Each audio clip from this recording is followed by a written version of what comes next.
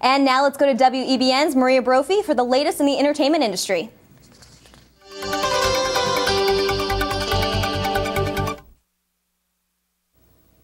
Thanks, Casey. Actress Farrah Fawcett's health has taken a turn for the worst, and she was hospitalized earlier this week.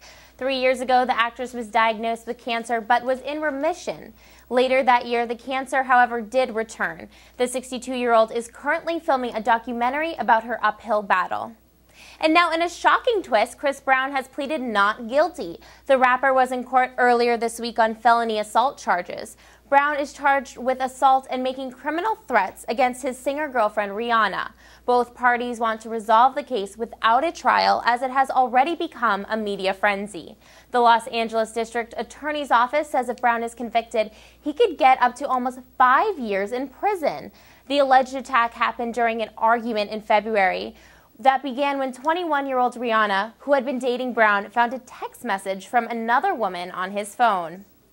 Bells were ringing for Tom Brady and Gisele Bündchen's wedding, but not the good kind. Over the weekend, their Costa Rica wedding was shattered when the newlyweds' bodyguards opened fire on some media photographers. A report has been filed, and the incident will be investigated by authorities. Local police say Brady and Bündchen will likely be held responsible for their bodyguards' actions. According to a witness, a bullet shattered the rear window and the front windshield of an SUV, barely missing 2 fleeing photographers. The newlyweds have not commented on the alleged incident.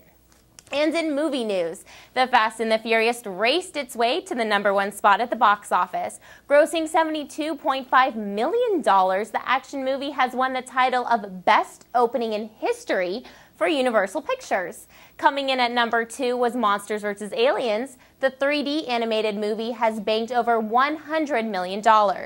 In the third spot is The Haunting in Connecticut with over $9 million in sales. Knowing comes in at #4, and I Love You Man finished this last week with just under $8 million, rounding up the top 5 hits of the week. Now overall, the box office was up an impressive 68% from a year ago, proving that in these hard economic times, Americans still want to be entertained. That's all for entertainment news tonight. I'm Maria Brophy. Back to you guys at the desk.